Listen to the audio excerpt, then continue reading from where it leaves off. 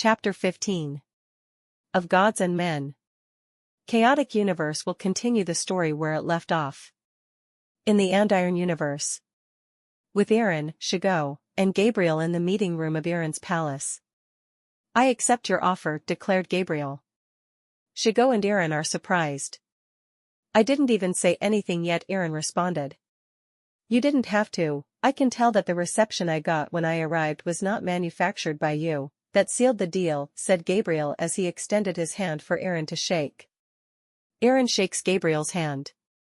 Gabriel shakes hands with Chigau. "I will work with you, but you two are not my masters," Gabriel informed.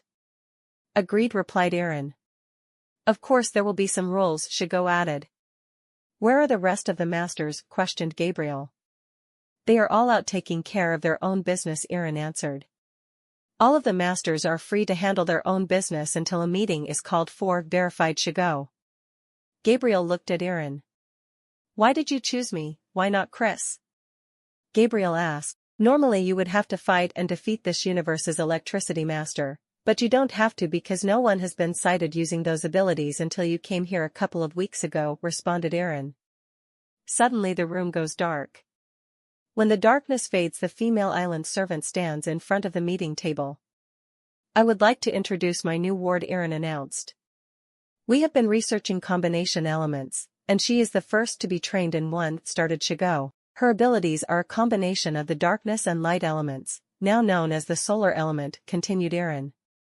"What is your obsession with this woman?" Chigau questioned.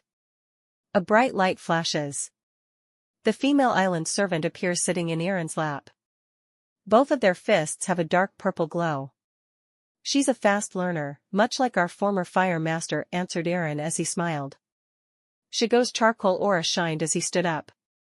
"Who is she? Why does she not have an alias yet?" Chigau inquired as he looked at the female island servant. "That is not important, we're here to talk about Gabriel," answered Earon.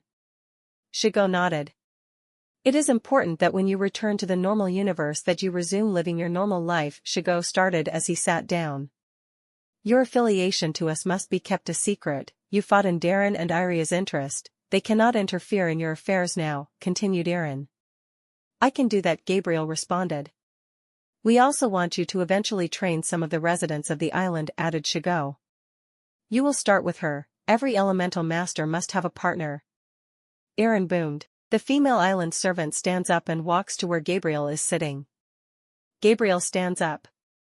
His static aura has electricity flowing through it. "I am honored to meet you, Denki. Your fight against Geishi was a masterful display of physical and elemental technique," said the female island servant as her eyes glowed dark purple. "Denki, those people were chanting that when I arrived here at the palace," Gabriel recalled. "That is the islanders' name for you. It means electricity in Japanese," informed Chigau. "Don't forget, no one in this universe knows how to use your electricity abilities. Here you are in Alpha, the one and only," Earon continued. "When you are here in the Andiron Universe, your alias is Denki," added Chigau. Gabriel nods. "This is my last day allowed in this universe, let's get started," Gabriel urged. The story will now shift to the Drasil Universe. 15 days have passed in the normal universe since Chris's fight with Earon. 14 days have passed since Chris's fight with Earon in the Andiron Universe. The location is the Forest Zone. Chris and Anna are here wrapping up spiritual awareness training. The two play a hide-and-seek style game, allowing 10 minutes for one to hide before the other finds them by sensing their presence. "Great job, you were not only able to sense my presence, but you were also able to find me as well," complimented Anna. Chris nodded. "You are familiar to me, so it was easier to sense your presence. That must be how you found Tanya before your fight with her," Chris responded. "I didn't know Tanya before I met you, but our time being around her in the Drasil universe made her much more familiar to me," confirmed Anna. "So we are done with the hide and seek?" Chris questioned sarcastically. Anna lightly bumps into Chris playfully. "Yes, let's move on to elemental training," suggested Anna. "I haven't really been able to come up with anything, ever since I found out that my father may possibly be alive," Chris said softly. Anna smiled. "You already have a decent base of elemental techniques, you showcased that in your fight with Earon," started Anna. Chris looked into Anna's eyes. "I like your dark fist technique, you should build on that, continued Anna. Like another version of it, maybe, Chris speculated. Exactly, gathering elemental energy can take some time, physical energy can be used faster, you can use it as a quick counter, or a fight ender, elaborated Anna. Chris and Anna walk over to a nearby tree. Use your dark fist technique to destroy this tree, but only use your physical energy to call your darkness abilities, Anna advised. Chris nods in agreement. Anna steps back a couple of feet. Chris gets into his fighting stance, his aura glows as the sky goes dark. A purple flame surrounds Chris's right fist. He quickly throws a punch. This is Chris's superior technique, Dark Fist. Chris's darkness flame fist makes contact with the tree. The tree dissipates in a bright purple flash of light. Chris continues to stand in place. He is breathing heavily, and drops down to one knee. Anna runs over to his side. About how much physical energy did you use just now? Asked Anna. About half, Chris answered as he continued breathing heavily. Anna helps Chris sit down. That's a fight ender at that level. Which version of the Dark Fist will that be? Inquired Anna. Chris quickly catches his breath. The 0 version, for the absence of elemental energy in the attack, Chris replied. He slowly stands up. Now it's your turn, your superior technique is real efficient, it covers a good range of angle and distance, started Chris. You trusted me, so I can trust you, give me something good, Anna urged. Chris reached into his backpack.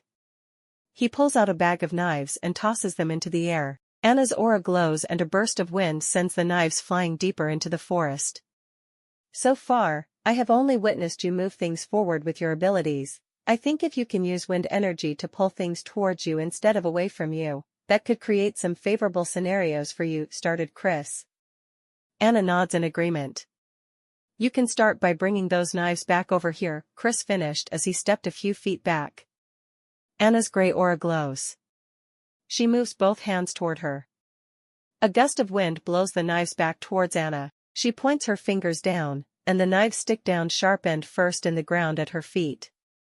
Nice, complimented Chris as he walked up to Anna. Chris looked at Anna. Now you need to control them at your will. Visualize what you want to do and use your elemental energy to guide the knives to that target that I set up over there, Chris advised as he stepped back. Anna's aura shines as she slowly floats in the air.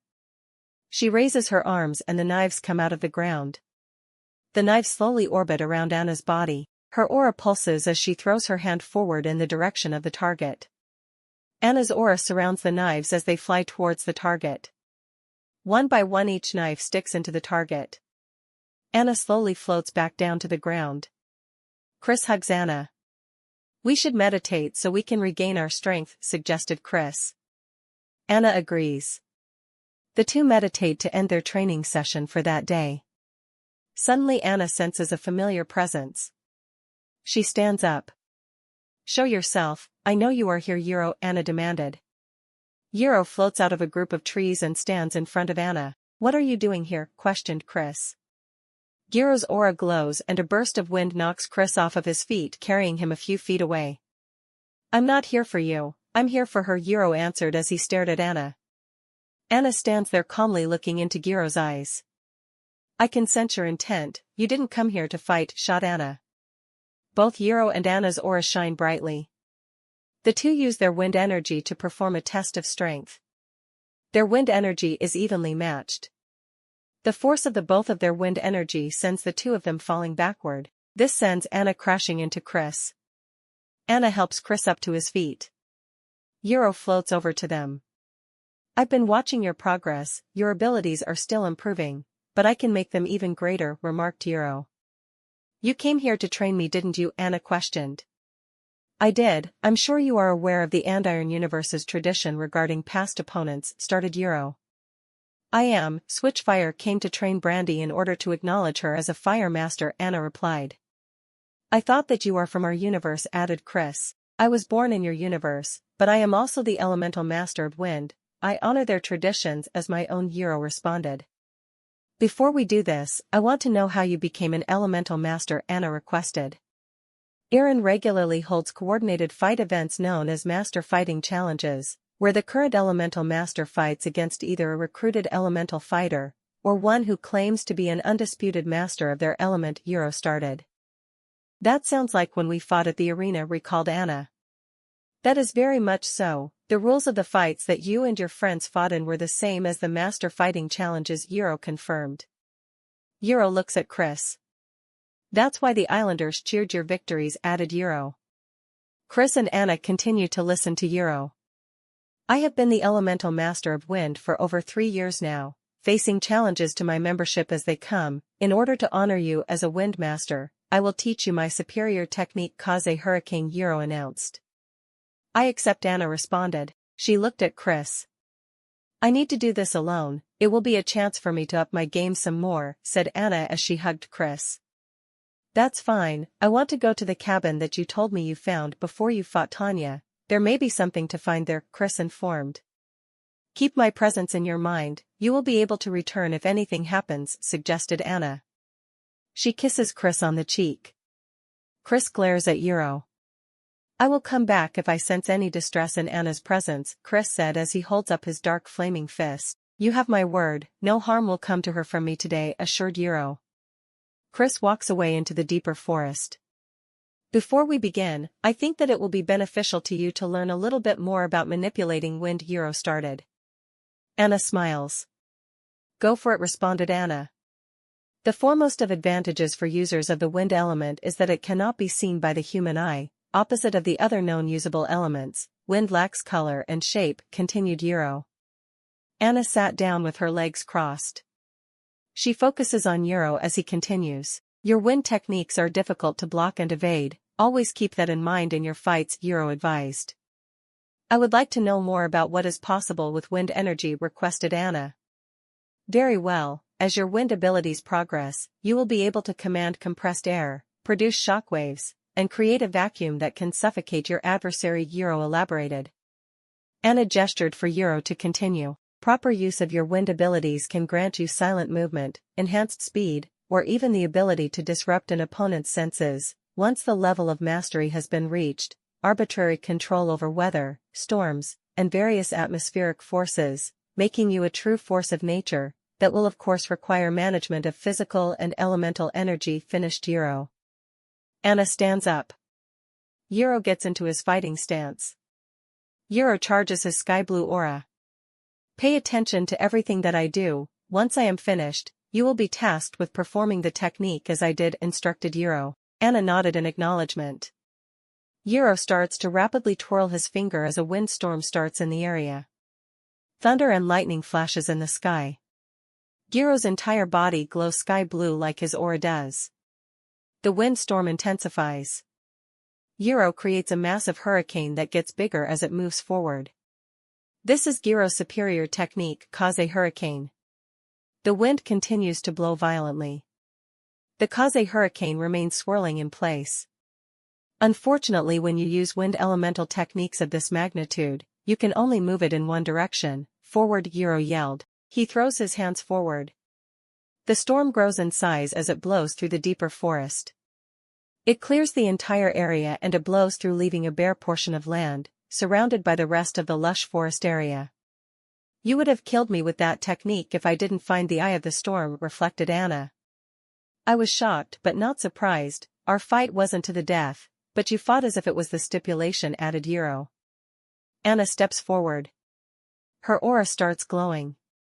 My turn. Anna yelled. The wind whips around fiercely as Anna gets into her fighting stance. Anna twirls her finger as a windstorm starts in the area. Thunder and lightning flashes in the sky. Anna's entire body glows gray like her aura does. The windstorm intensifies. Anna creates a hurricane that sucks everything in as it moves forward. This is Anna's second superior technique, Hurricane. The hurricane slowly moves forward, swallowing a section of the forest before dissipating. Euro walks up to Anna. Not bad, you put your own spin to it too. Keep your opponent in front of you to use that technique at its highest potential, advised Euro. A purple flash of light shines. Chris appears next to Anna via his darkness flash technique. Looks like you two got along well, Chris said sarcastically as he looked at the now large portion of bare land. Anna hugs him. I was walking back here and a hurricane swallowed up the forest around me. You didn't have anything to do with that, did you? Asked Chris jokingly. Anna lightly punches Chris's arm. If you love her, you better be prepared to stand by her, because there are many more fights to come, until we meet again, Euro said as his aura pulses. The wind blows fiercely as Euro disappears. The story will now move its focus back to the normal universe. 16 days have passed in the normal universe since Chris's fight with Earon. 15 days have passed since Chris's fight with Earon in the Andiron Universe. The location is Rio de Janeiro, Brazil. Tanya, Angela, and Daniel have just arrived at a mixed martial arts gym. The three watches people of many nationalities and both genders are training all over the gym. The both of you have shown great improvement with your physical technique. I have arranged to complete your physical training here, started Tanya. How did you pull that off? Angela questioned. A young Brazilian man walked up to Tanya and hugged her. Daniel frowns as he steps in between the young man and Tanya. What the hell is going on here? Daniel asked angrily. This is Anderson. I met him a couple of days ago. He saw us training over in São Conrado and he invited us to his gym, answered Tanya. Anderson extends his hand for Daniel to shake. He glares at Anderson momentarily. Daniel shakes Anderson's hand. I am going to teach you how to use Brazilian jiu-jitsu techniques in a fight, started Anderson.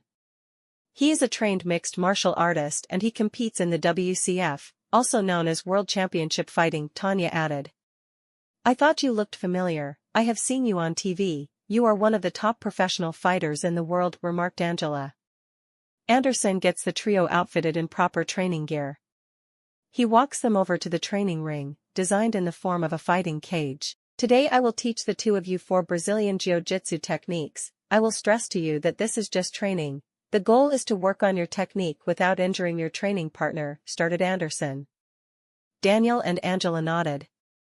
A young Brazilian woman walks up to Anderson and kisses him on the lips. She now stands beside Anderson in front of Tanya, Angela, and Daniel. This is my girlfriend Amanda. She will assist with the female portion of this training session, Anderson continued. Are you a professional fighter too? Inquired Daniel. Amanda smiles. Not yet. I am still fighting on the amateur level right now, Amanda answered. Don't be so modest, love. Amanda here is undefeated as an amateur with 20 fights on her record. She will be fighting in the WCF in no time, added Anderson. Amanda kisses Anderson on the cheek. We are going to drill these techniques today, the rear naked choke, arm bar, triangle choke, and the guillotine choke. Let's get started, Anderson announced. Since we have another class to teach, the two of you will drill 2 of the 4 techniques each, so you can teach each other the other 2, added Amanda. Daniel and Angela nodded.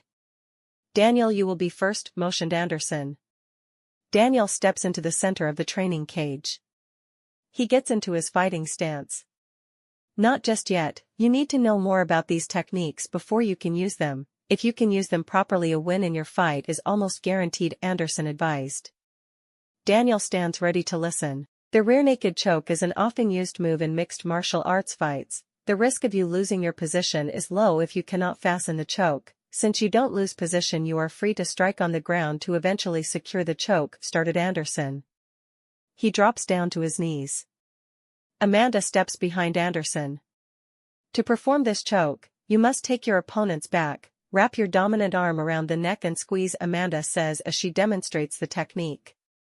Remember, try not to squeeze for too long, you could burn your arms out, added Anderson. Anderson and Daniel drill the rear naked choke multiple times. Daniel stands up. He helped Anderson to his feet. Take it easy, champ, Daniel joked. Anderson laughed. I could say the same to you. Maybe you can incorporate more wrestling into your fighting style, suggested Anderson. Alright guys, it's our turn now, Tanya interrupted. Daniel and Anderson grabbed water bottles and sat against the cage. Angela and Amanda step into the center of the training cage.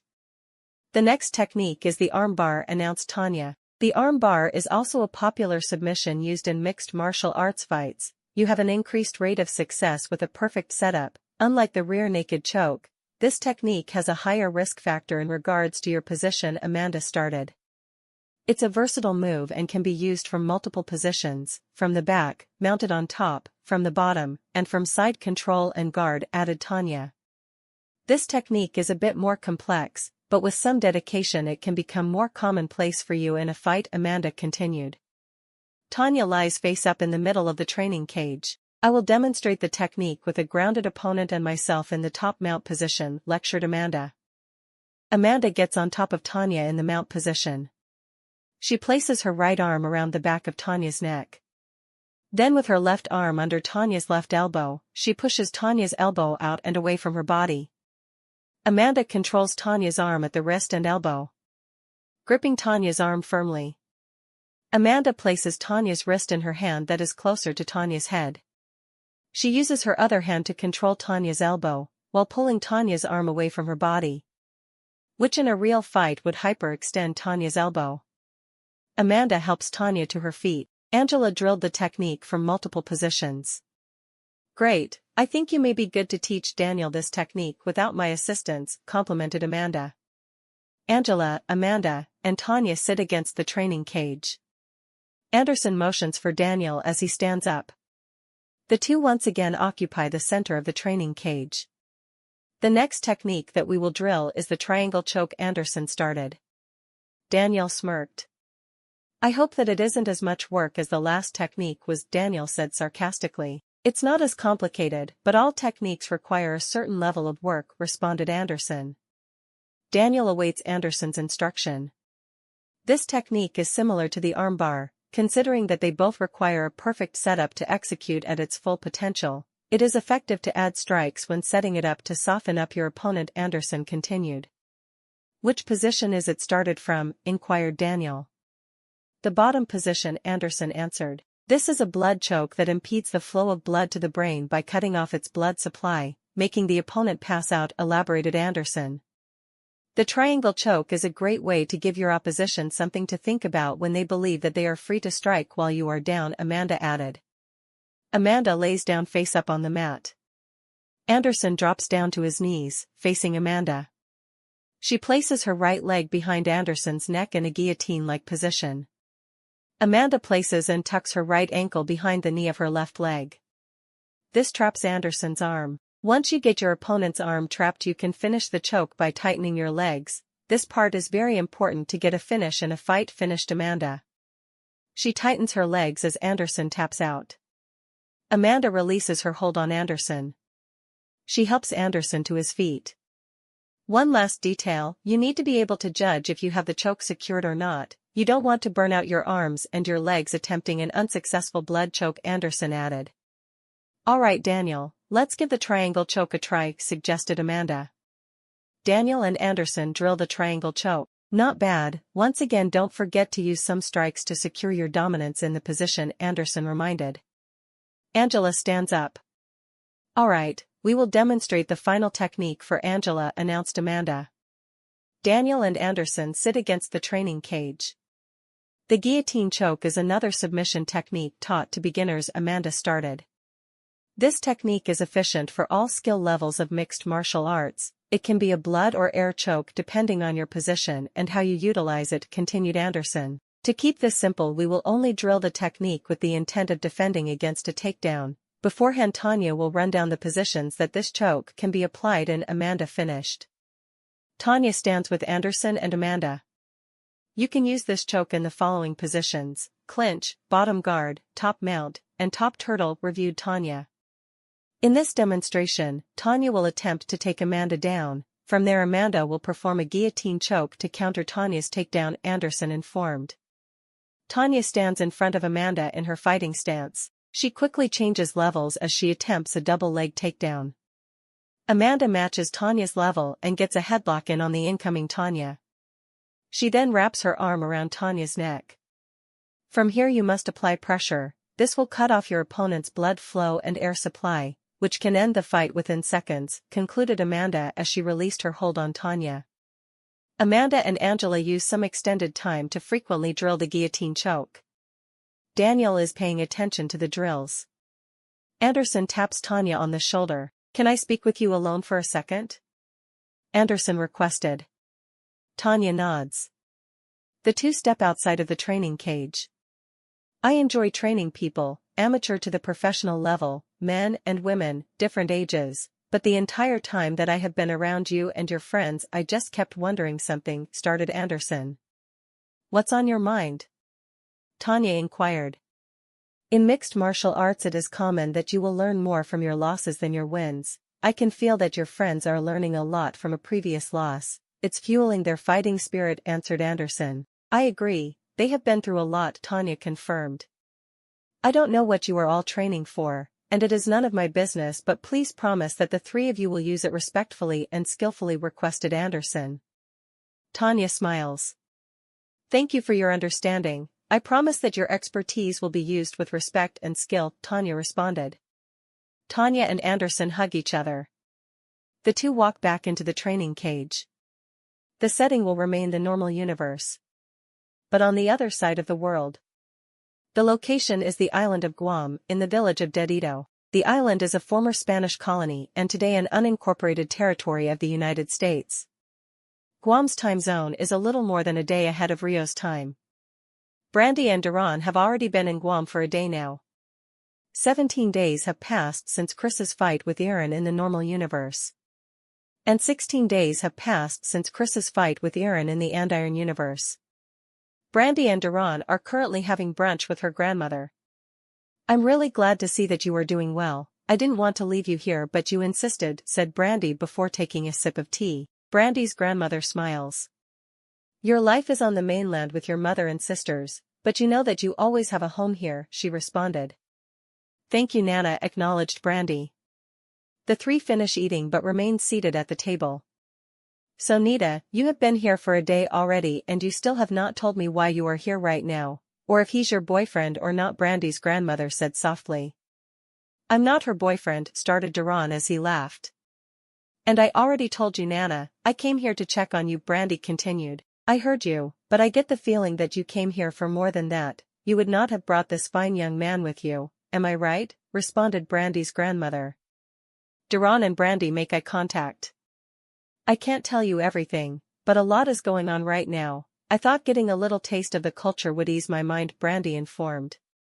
I understand, you must be homesick. If you want a taste of the culture, there is a Chamorro festival taking place today. You two should go, Brandy's grandmother suggested. No point in sitting around, we do have to leave later tonight, reminded Duran. The festival is a big deal around here. It has a communal vibe to it. It's how we learn about the culture here in Guam, Brandy said as she looked at Duran. He stands up. We should head out now, encouraged Duran. Not so fast, my American friend. Before you leave you should know more about the culture before attending the festival today, Brandy's grandmother chimed in. Duran sits down in his seat. The Chamorro are the original natives of Guam before Spanish colonization. Our language is a member of the Malay-O-Polynesian subgroup of the Austronesian family. Communication and language, started Brandy's grandmother. Despite it being an indigenous dialect, it is mandatory to teach it in schools here in Guam, Brandy added. The Chamorros are assumed to have arrived in the Mariana Group of islands from the Philippines around 1500 BCE. They were expert mariners and skilled craftspeople familiar with complex weaving and detailed creation of pottery pieces, continued Brandy's grandmother. Duran and Brandy stand up. The festival will take place in the town square. It will go on all day and into some of the night, Brandy's grandmother finished. Will you be going as well, Nana? Inquired Brandy. I will arrive later in the afternoon. I will see you then. Now go enjoy yourselves, Brandy's grandmother responded. She kisses Brandy on the cheek. Duran and Brandy exit the house. The two begin to walk toward the town square. As they walk, Brandy tells Duran more about the Chamorro culture. The Chamorro people were the first to cross over into the Mariana Islands about 3,500 years ago. While Spanish colonization slightly altered things, many of their traditions are being revived today in order to pass on the cultural values and language to future generations, started Brandy. That's a good thing. Not many native cultures survived colonization, Duran remarked. Chamorro culture is essentially integrated into modern Guam. Many elders like my Nana campaigned to make that happen. The festival is more or less a celebration of that, added Brandy. The two stop at a crosswalk. During the festival it is preferred to use the Chamorro language when referring to many things featured during the festival, Brandy informed. I'm listening, responded Duran. Food is generally available free of charge. I will give you a couple of examples. If you would like an apple, say, manzana, Brandy started. Manzana, repeated Duran. Brandy smiled. Good, some of the words have Spanish loaner words. A pineapple is known as piña, continued Brandy. Piña, like a piña colada, Duran remarked. Brandy laughed. Yes, that literally translates to strained pineapple, but we won't be having any of those today, added Brandy. Duran chuckles. When the dinner portion comes, there are a couple of dishes that you should try. The first is Kelligan Manic, informed Brandy. What is that? Duran questioned. It's chicken, with lemon, ginger, along with other spices, answered Brandy. Sounds tasty, Duran added.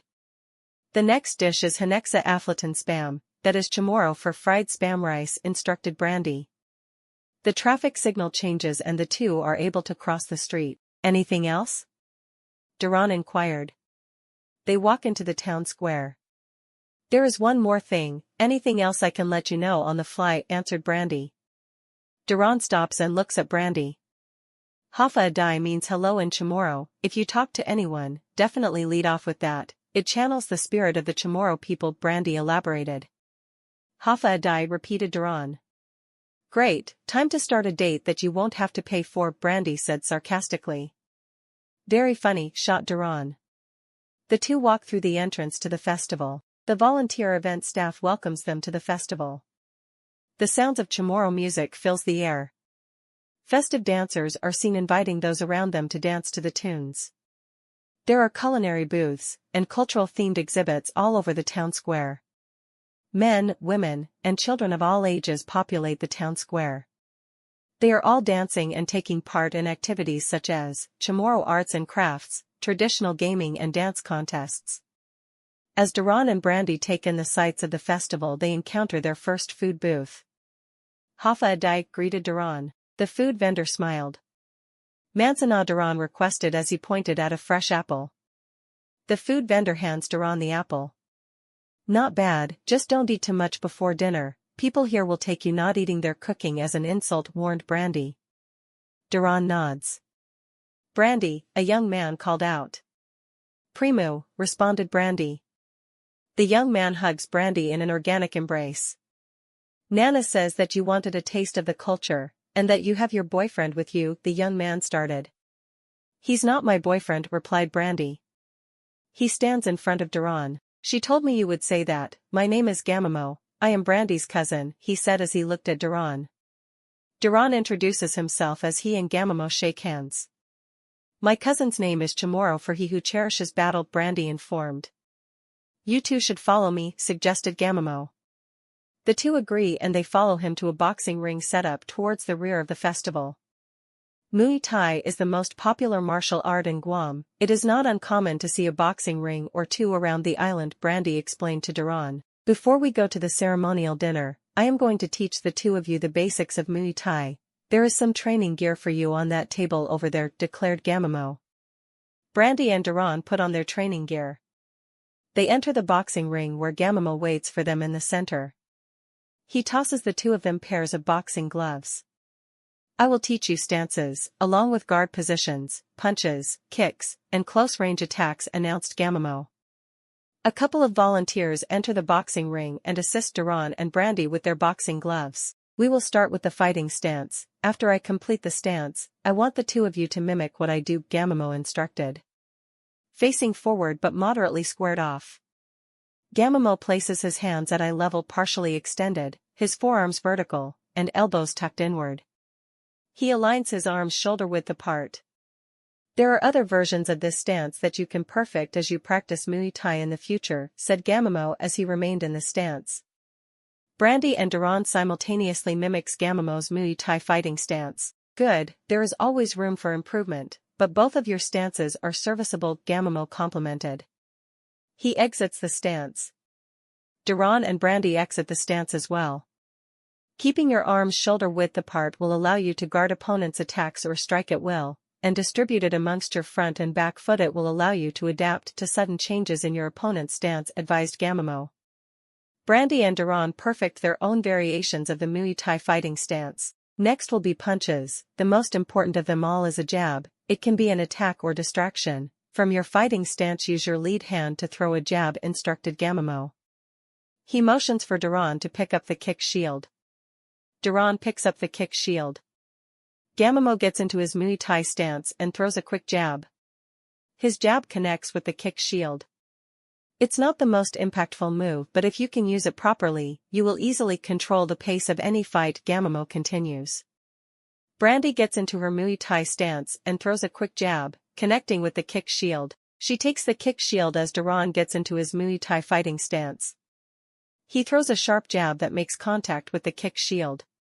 Easy there, Tiger, joked Brandy. Duran and Brandy take turns drilling their stance and jab. As they do this, festival attendees begin to surround the boxing ring to spectate the duo's progress. Good, you may also use your jab to judge distance, enabling you to deal more damage as the fight goes on, Gamamo added. Gamamo once again stands in front of him. The next technique is the cross. Instead of executing the technique with your lead hand, you will use the rear hand in your fighting stance, instructed Gamamo. Duran holds the kick shield. Brandy steps to the side. Gamamo gets into his fighting stance. He throws a punch with his rear hand in a crossing motion in front of his body towards the kick shield. Gamamo's cross strikes the kick shield. This knocks Duran a couple of steps back. This technique's crossing motion will allow you to put some power behind your punches. Rotate the ball of your rear foot somewhat to generate power through your leg to your crossing fist, Gamamo recommended. Brandy gets into her Muay Thai fighting stance. She throws a cross punch at the kick shield. The punch makes contact with it, nearly knocking Duran off balance. Feels like you have some tiger in you too, quipped Duran. Gamamo takes the kick shield from Duran. Only give me your best, do not under any circumstance hold back, ordered Gamamo. Duran gets into his Muay Thai fighting stance. He first throws a jab, which makes light contact with the kick shield. He then immediately follows with a right cross that strikes the kick shield. The impact of Duran's cross knocks Gamamo down to the mat. Brandy helps Gamamo up to his feet. The two cousins make eye contact. Gamamo and Brandy laugh. The festival goers surrounding the boxing ring clap in unison. Not bad, with that kind of power you might be worthy of marrying my cousin someday, Gamamo bantered. I'll keep that in mind, responded Duran sarcastically. Brandy, Duran, and Gamamo laugh. As the trio take a short break as the sun starts to set in the sky. Festive lighting illuminates the festival throughout. Let's move on to kicks. I will teach you two kicking techniques, the low kick and the switch kick, Gamamo informed. Duran picks up the kick shield. Gamamo directs him to hold it in a lower position. The low kick is a technique used to weaken the opponent's leg, eventually restricting their mobility, started Gamamo. He gets into his fighting stance. Gamamo swings his lead leg in a circular motion, striking the kick shield where Duran's upper leg is. This technique can also be a distraction. Use it to set up punching strikes. As your opponent's leg accumulates damage, they will defend more against your kicks, leaving them more vulnerable to your hand strikes, Gamamo continued. Brandy gets into her Muay Thai fighting stance. She swings her lead leg in a circular motion, striking the kick shield where Duran's upper leg is. Good, Duran, give it a try, ordered Gamamo. Duran gets into his Muay Thai fighting stance. He swings his lead leg in a circular motion, striking the kick shield where Brandy's upper leg is. The festival goers around the boxing ring encourage Duran and Brandy as they take turns improving their low kick. Great work, you two. One more kicking technique to go, Gamamo informed. Duran and Brandy nod. I can smell the food in the air. I'm sure our time will be up soon, remarked Gamamo. Duran and Brandy give Gamamo their undivided attention. The switch kick is a deception technique. It will require footwork before attacking. You will do this by switching the position of your rear and lead foot before performing your kick, lectured Gamamo. Duran holds the kick shield as Gamamo gets into his Muay Thai fighting stance. Gamamo steps forward with his lead foot and then switches the position of his feet, resulting in a kick with his rear leg. Gamamo's switch kick strikes the kick shield. It's all about that first motion with your lead foot. You want your opponent to buy into you kicking with that foot. Read their reaction and switch your foot position before your opponent can react, Gamamo continued. Brandy gets into her Muay Thai fighting stance. Brandy steps forward with her lead foot and then switches the position of her feet. She kicks with her rear leg, making contact with the kick shield. Duran hands the kick shield to Gamamo. Duran gets into a Muay Thai fighting stance. He steps forward with his lead foot and then switches the position of his feet. He throws a kick with his rear leg. Duran's switch kick strikes the kick shield. Tano, a volunteer event staff member, shouted. The festival goers that surround the boxing ring slowly leave. What's going on? Inquired Duran. Tano means dinner, Brandy answered. That also means that it's time to go, added Gamamo. They rush to the center of the town square where Brandy's grandmother is there waiting for them. She hugs Brandy, Duran, and Gamamo. They sit down at the table. Nita, I have something for you, announced Brandy's grandmother. She hands Brandy a spiral shell necklace with black and coral beads. The seashell is 1 inch. Take care of it and wear it with pride, Brandy's grandmother advised. Brandy smiles and kisses her grandmother on the cheek. It's beautiful, Nana, cus maese, replied Brandy. Servers are making their way to the tables to receive meal requests. Brandy's grandmother turns to Duran. She takes his hands and holds them. Fachochoya anchocho, it is a Chamorro proverb, work and you will eat, and work you did, Brandy's grandmother started. Duran smiled. Learning Muay Thai with your Netu and Nita was a blast. Guam has been very good to me, replied Duran. And you've picked up on a bit of the Chamorro language as well. I'm impressed. I can see why Brandy brought you here, Brandy's grandmother continued. He was my only option by default, added Brandy sarcastically. Duran and Brandy made eye contact. They both laugh. Tonight, you will be the first to request your meal, Brandy's grandmother urged. A server now stands in front of their table. Kelligan Manik requested Duran. Great choice, Gamamo complimented. Remember, it is Chamorro tradition to show your appreciation before and after a meal, informed Brandy. Brandy, Gamamo, and her grandmother make their meal requests. A theatrical performance is going on while the festival goers wait for the food to be served. Brandy turns to Duran. She smiles at him as the two make eye contact. Thank you for coming here with me, you handled yourself well, I really like that, Brandy said softly. Brandy kisses Duran on the cheek. The scene fades with everyone eating and enjoying the ceremonial performances. The story will now move its focus back to the Drasil Universe. Chris and Anna are in the industrial zone. The two are discussing current matters. Although they are focused on the current threat, God Tech, the elemental master of darkness, Chigau, once again becomes a point of discussion. Given what you told me about Chigau, do you think that he may know anything about God Tech? Questioned Anna. That is a good question. I would think the only way that would be possible is if an alternate version of God Tech exists in the Andiron Universe, Chris started.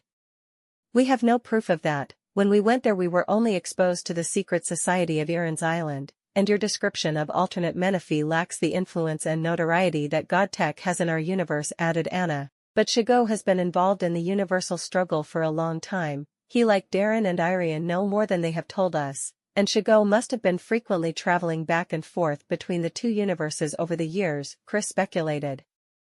You think that Darren and Earon know more? Inquired Anna. Chris looked at Anna. I'm sure they do. They haven't told us anything more about them than they did the elemental masters. Sometimes I think those two prefer us not knowing too much, Chris answered. You have a point. They didn't tell us that your father and Chigau were the defenders before us. They may just want us to find things out on our own, Anna replied. I think that we should surprise God Tech. We should arrive there earlier than expected, suggested Chris. I agree, a familiar voice said. Duran, responded Chris excitedly. Brandy and Duran walk into the building and sit at the table that Chris and Anna are sitting at. Did your trip go well? Inquired Anna. It did. I got to see my grandmother and my cousin Gamamo. They are doing well, Brandy answered. We also got some training in as well, added Duran. Learn anything new? Chris questioned. In fact we did. My cousin taught us some Muay Thai techniques, started Brandy. And I learned some of the Chamorro language as well, Duran chimed in. The more new things we pick up on the better. From our experiences here in this universe, to Earon's Island in the Andiron Universe, Nothing is going to come easy for us in the universal struggle, said Chris in a serious tone. We should come up with a code of foreign languages to communicate with when we investigate Godtech, Brandy proposed. Chris and Anna along with Duran agree. I can teach you all Chamorro, it's an indigenous language I doubt anyone there will be able to translate it, added Brandy. I wonder when Tanya, Daniel, and Angela will show up, they should have been here by now, Anna speculated. The real question is if Gabriel will arrive with them, expanded Chris. I'm going to be honest, Gabriel's skill as a fighter would give us a distinct advantage if we do end up having to fight, Duran admitted. Tanya, Daniel, and Angela walk in. You can forget about the advantage because Gabriel is not with us, confirmed Tanya. Daniel sits next to Duran. That means you are stuck with us, Daniel barbed. We haven't heard a thing from him since he left a week and a half ago, added Angela. Guess that means we will have to go on without him, Duran declared. The three of us were talking, and we agreed that if we show up in Northern Ireland before they are expecting us, that could possibly give us the advantage you are seeking, informed Tanya. Sounds like great minds think alike, Chris replied. It seems we are on the same page this time, added Anna. What do you guys have in mind? Tanya inquired. For starters, we should stay in the Drasil Universe a little longer, started Duran. We are off of Godtech's radar here, continued Brandy. Our research on Mark Oxford pretty much confirms that he has no knowledge of the Drasil Universe, Anna added. We have 10 more normal universe days until our planned arrival. We can spend that time here ironing out our new skills, and on day 9 we will call for Darren and Iria to transport us to Godtech, declared Chris. Tanya, Daniel, and Angela look at each other. The time difference between here and our universe makes that a solid plan, Daniel acknowledged. I agree, added Angela. We do need to train our elemental abilities more. Your plan works for me, Tanya concurred. With the remainder of the original 8 agreeing to stay in the Drasil Universe. From their perspective, Gabriel's whereabouts are unknown. Godtech has no knowledge of his whereabouts as well. The story will once again return to the Andiron Universe. Following this next scenario, the remainder of this saga will take place solely in the normal universe. The location is Earon's Island. 17 days have passed since Chris's fight with Earon in the normal universe. And 16 days have passed since Chris's fight with Earon in the Andiron Universe. Gabriel's allowed time in the Andiron Universe is nearing its end. Before he leaves Earon's Island, he meets with Chigau, Earon, and the female island servant. Do you enjoy how we train our abilities here? Earon asked. Yes, this young woman that you have paired me with will be the perfect partner for me. Our rare elemental abilities will give us a unique advantage, answered Gabriel. Earon agrees. Let's make this quick. Gabriel must return to the normal universe in the next hour, Chigau insisted. Earon looks at Gabriel as his aura flashes multiple colors. Upon your return to the normal universe, do not meet with Tanya and the others, started Earon. They plan on going to Northern Ireland ahead of schedule, Chigau added. Our informants say there is no trace of the normal universe's fighters in the normal universe or our universe, finished the female island servant. Chigau's charcoal aura shines as he stands up. How does she have access to the informants? Chigau inquired. She is my ward, and she will become an elemental master, like it or not, responded Earon. Chigau sat down. He looks at Gabriel. Arrive in Northern Ireland in 10 normal universe days, Chigau ordered. Gabriel's static aura crackled and popped. I told you, old man, you are not my master, shot Gabriel. I promise you, this will be worth your while, do exactly as I say and you will be rewarded, Earon assured. Chigau stands up and closes the meeting room door. Chaotic Universe will return and remain in the normal universe for the rest of the saga. 26 days have passed since Chris's fight with Earon in the normal universe. 25 days have passed since Chris's fight with Earon in the Andiron Universe.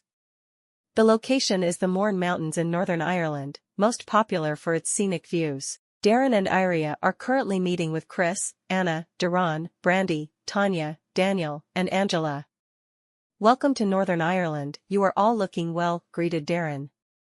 Since you are all here, I assume that you are prepared to face whatever you may encounter at Godtech's headquarters, Iria added. The 7 of them agree. Investigate whatever secret projects that Godtech has going on there, and any information regarding Oxford's universal research, ordered Darren. Also, if any of you can apprehend Mark Oxford, do it, Iria advised.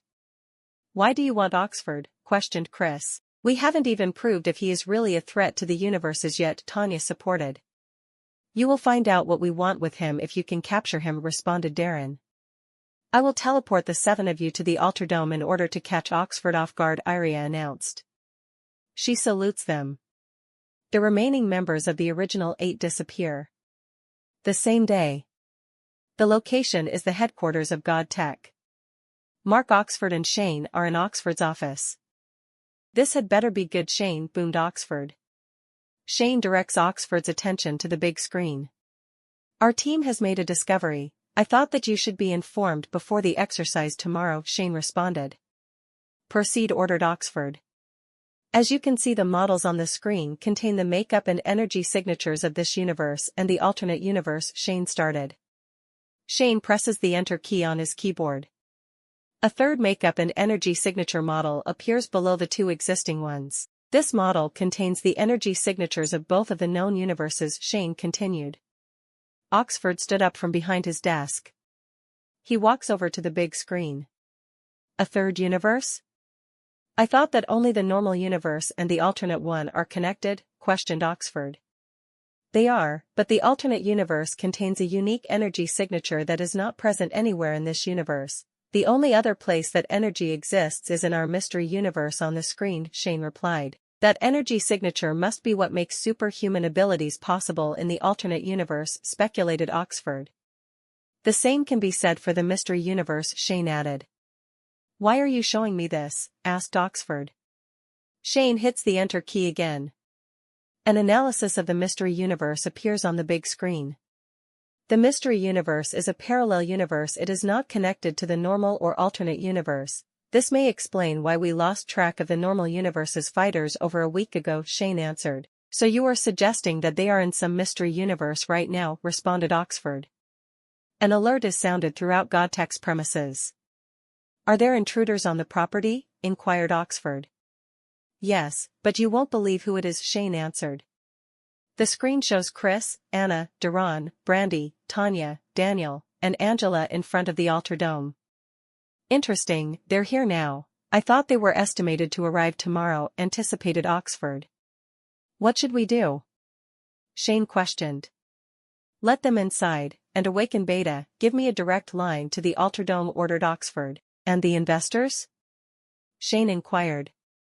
Their flight is coming in tomorrow morning. There is nothing we can do about that. The Defenders' impromptu arrival forces my hand, started Oxford. They may be trying to catch us off guard, Shane added. That isn't a bad thing. There is no harm in seeing if the so-called defenders of the universes are worthy of this exercise today, continued Oxford.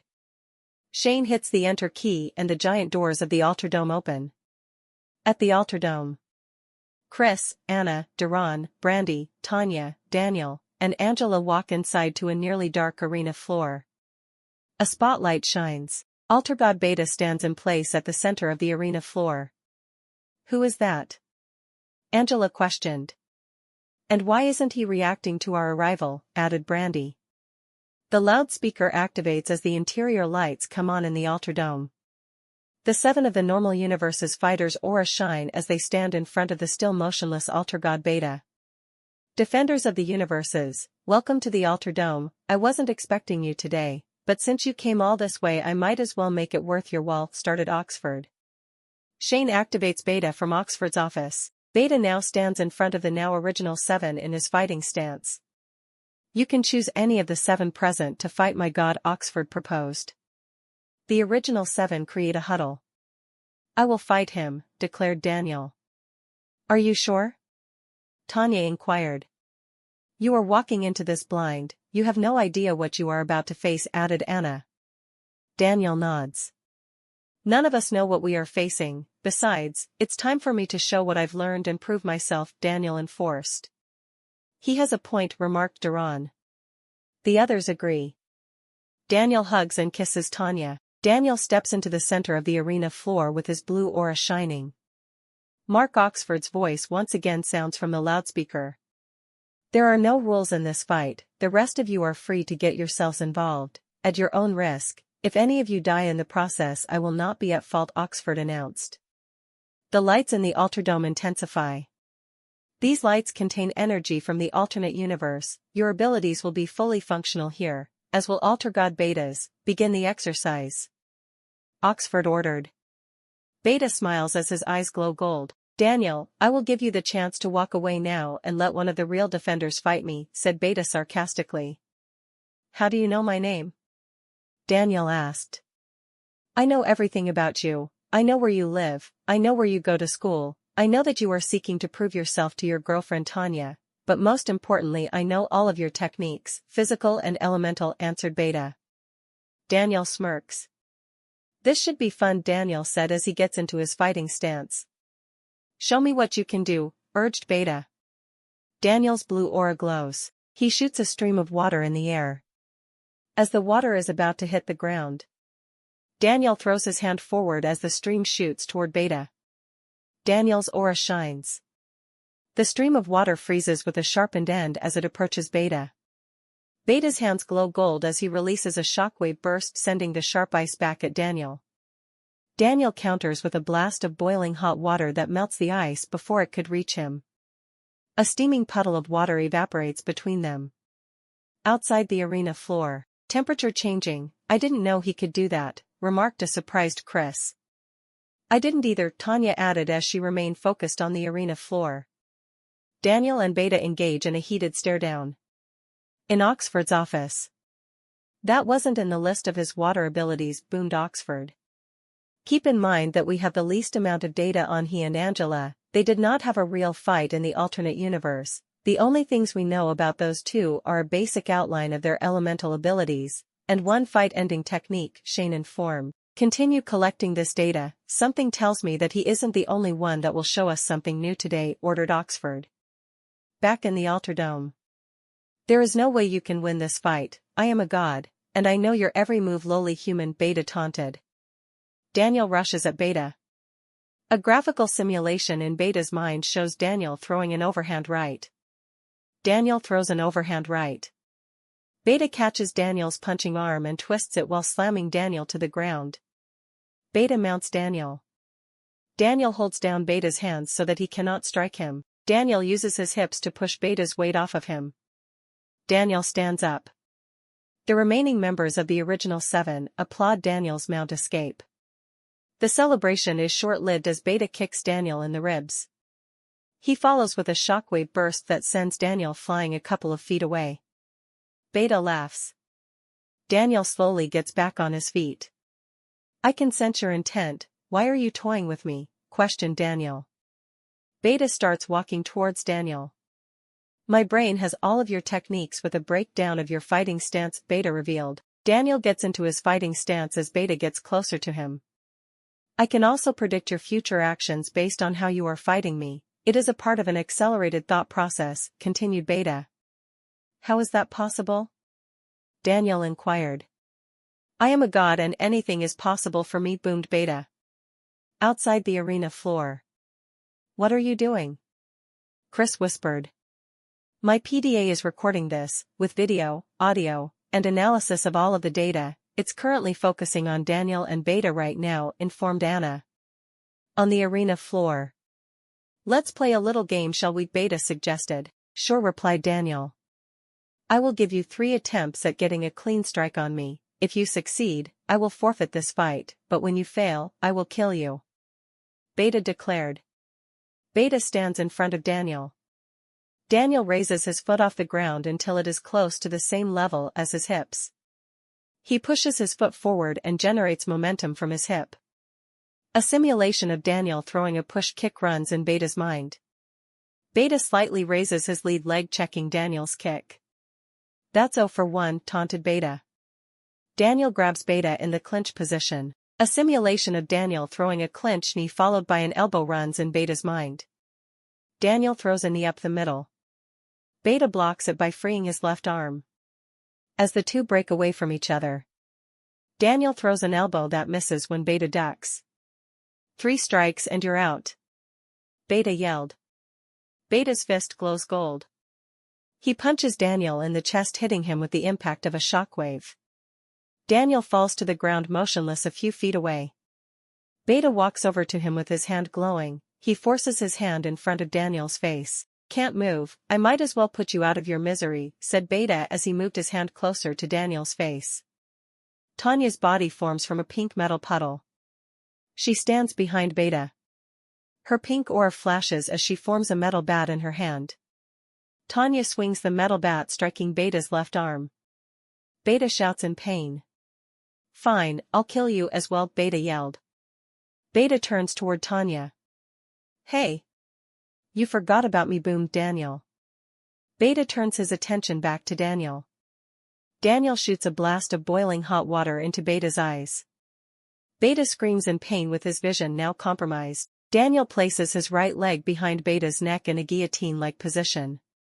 He places and tucks his right ankle behind the knee of his left leg. This traps Beta's injured arm. Daniel tightens his legs as Beta struggles to escape. Daniel once again tightens his hold on Beta's head and neck. "Let him go, he's out," screamed Tanya. Beta is shaking and foaming from the mouth.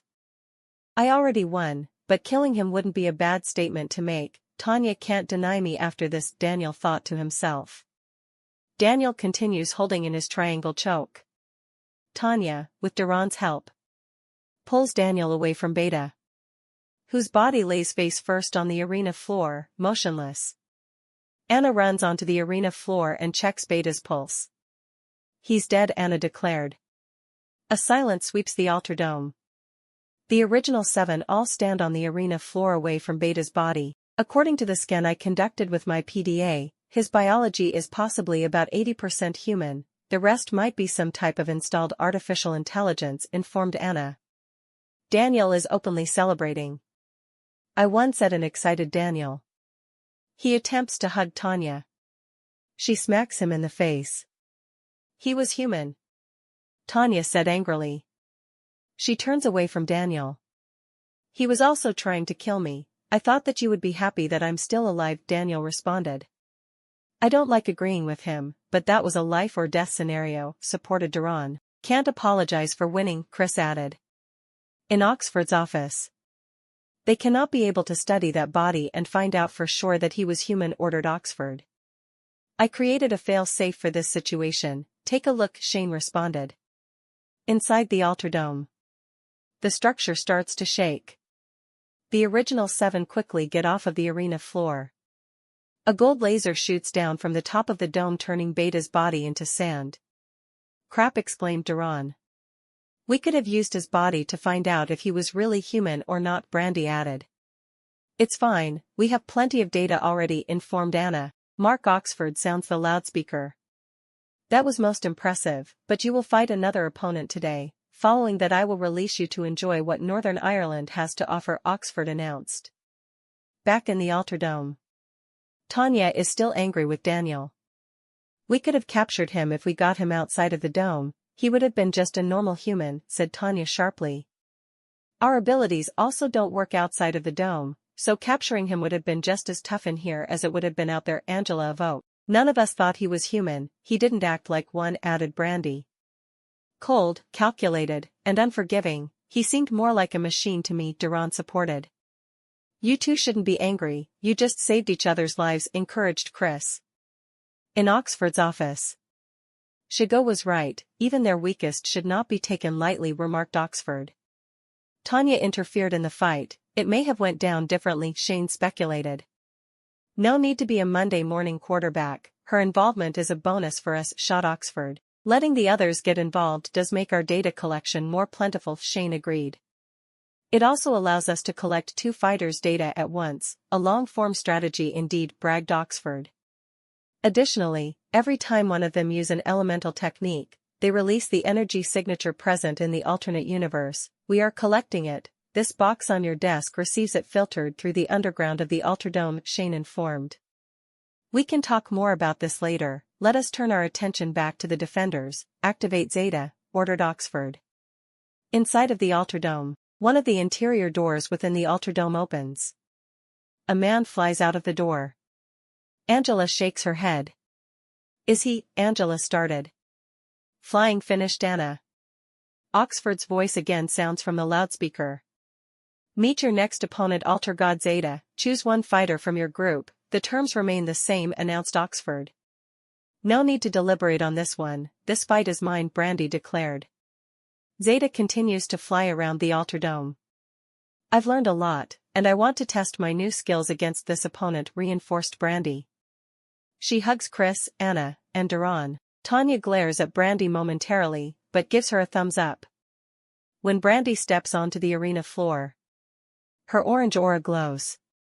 Brandy's aura ignites into flames as she walks toward the center of the arena floor. Zeta is now flying in circles above the arena floor. He slowly lands in front of Brandy. You sure do know how to turn up the heat, Zeta said as he looked at Brandy. Outside of the arena floor.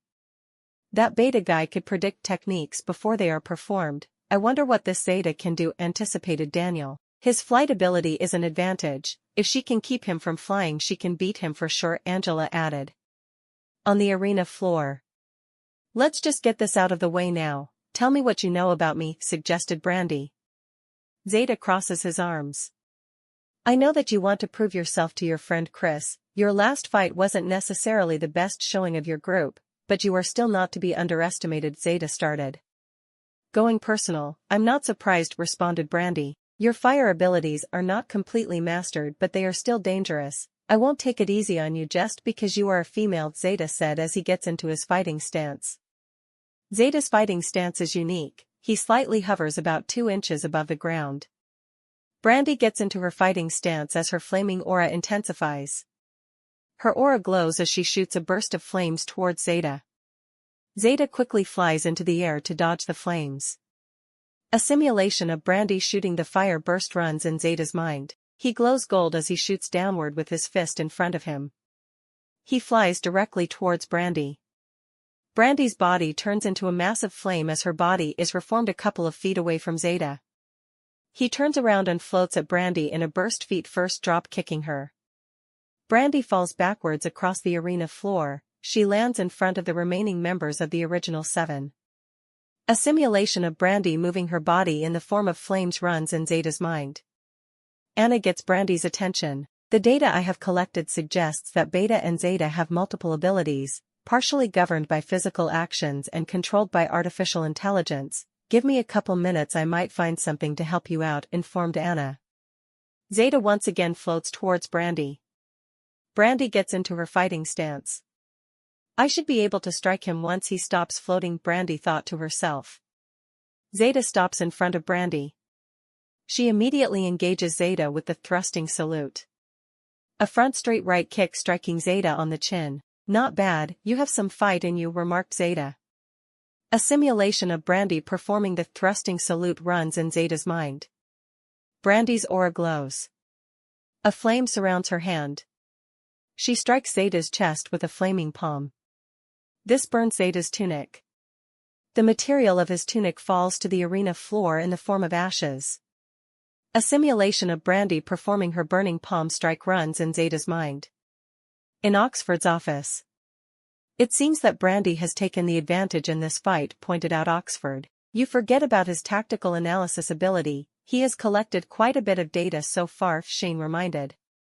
True, but you have to admit, the things that they can do with their elemental abilities are an amazing sight to see, complimented Oxford as he looked at Daniel and Brandy's simulations of their elemental techniques. Zeta's tactical analysis ability is slightly different from Beta's enhanced thought process. In order to keep Zeta's AI from overloading, his knowledge of the normal universe's fighters are stored as detailed descriptions of their techniques, not visual simulations, Shane started.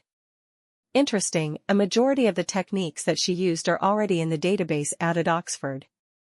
Zeta's simulations can only analyze actions after they are performed, Shane continued.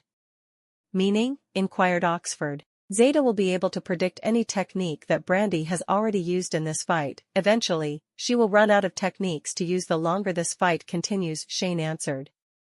Oxford returns his attention to the big screen. Back inside of the AlterDome. Zeta laughs. You are a feisty one, complimented Zeta. His body glows gold. He grabs Brandy. He lifts her body over his head and tosses her across the arena floor about 6 feet away. Zeta floats in a burst towards Brandy. He kicks Brandy on the ground as she was trying to get up. She falls a couple of more feet away. He's really strong. My fire abilities may be the only way I can win this fight, thought Brandy. Zeta again floats towards Brandy. Brandy's body turns into a massive flame as her body is reformed a couple of feet away. As Brandy's body is reforming, Zeta changed his flight path. He meets Brandy with a kick to the body. She partially blocks it, but still takes damage from Zeta's enhanced strength. Brandy's aura glows as she shoots a burst of flames towards Zeta. Zeta floats out of the way in a burst, once again dodging Brandy's fire-based attack. Outside of the arena floor. This feels familiar, I can sense it, Daniel said as he watched Zeta land in front of a surprised Brandy. Are you suggesting that he can predict her techniques? Questioned Tanya. Not exactly, she used those 2 techniques earlier in the fight, but something is up for sure, Daniel answered. You are partially right, Zeta is very focused on Brandy and her movements. He's analyzing her, informed Anna. He has allowed her to use a lot of techniques so far, even when he dodges, his reaction and follow-up aren't immediate, Chris added. The data is not complete, but he may be capturing and tactically analyzing Brandy's techniques in real time, hypothesized Anna. Back on the arena floor. Brandy gets into her Muay Thai fighting stance. She throws a quick jab that connects. Brandy quickly follows up with a right cross that also connects, catching Zeta off guard. He staggers a few steps back. A simulation of Brandy throwing a jab and cross combination runs in Zeta's mind. Those techniques were not in my database, I need to force her to use the techniques that I have already analyzed, Zeta thought to himself. Zeta floats toward Brandy. She again times his stop. But this time Brandy swings her leg low, connecting with Zeta's leg. This knocks Zeta off balance as he falls to the arena floor. Brandy returns to her Muay Thai fighting stance. A simulation of Brandy throwing a low kick runs in Zeta's mind. Zeta stands up. Brandy swings her leg low. Zeta catches Brandy's kicking leg. Zeta's body glows gold. His golden aura pulses. His fist turns gold as he throws a straight punch. This is Zeta's superior technique, enhanced body blow. Zeta's punch connects with Brandy's stomach. Brandy falls to the ground holding her stomach. Duran rushes into the fighting ring to check on Brandy. Duran's green aura shined as he formed a floating rock shield around his body. This is Duran's elemental technique, armor of rock. Atake Ulu, yelled Anna. Duran releases the rocks surrounding him. The rocks fly at Zeta. Zeta attempts to fly away. As he does, a rock strikes him in the head. Zeta falls out of the air, crashing to the arena floor. Outside of the arena floor. He will have difficulty flying now, Anna said as he looked at her PDA. You think so? Questioned Angela. I know so. His flight ability is initiated with physical actions, but it is controlled by the artificial intelligence in his mind. If he suffers from head trauma, the AI should be damaged enough to prevent his abilities from functioning properly, Anna answered. On the arena floor, both Zeta and Brandy are struggling to get to their feet. Duran stands behind Brandy. Zeta stands up. He shakes his head. I can't fly, but I can still kill the 2 of you, yelled Zeta.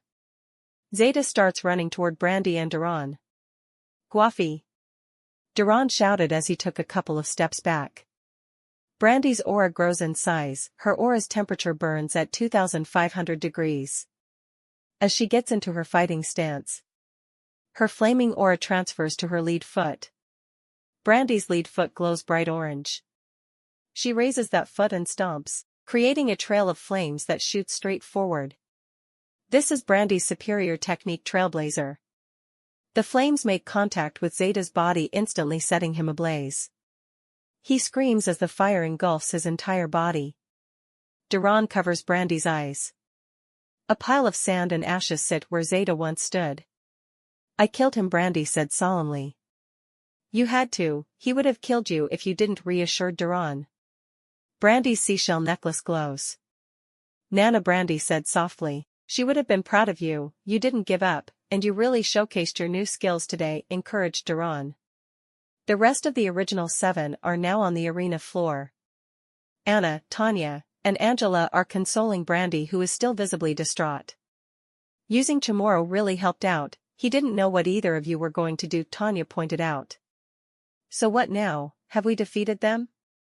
Daniel inquired. That's a good question, but I feel like more is coming, answered Chris. The loudspeaker sounds. You are correct, there will be more, but not today. I have arranged for the 7 of you to stay at the Manor House Country Hotel in Enniskillen. Your bus there awaits you outside. It will return you back to the AlterDome tomorrow afternoon. I expect to see you then, Oxford announced. The doors of the AlterDome opens. Should we trust this? Whispered Duran. We don't have a choice, there is obviously something going on here, Chris speculated. We need to find out more. I doubt that we found out everything that Darren and Iria wanted to know in such a short period of time.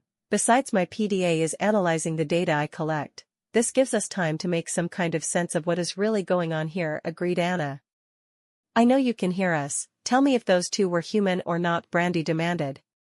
Accept my generous accommodations, and you just might find out, that is, if you all live long enough to see it, responded Oxford. The loudspeaker deactivates. The original 7 board the private bus to Enniskillen, inside of Mark Oxford's office. Shane and Oxford are viewing the conclusion of Brandy and Zeta's fight on the big screen. What did Duran say to Brandy before she used that technique? Oxford questioned.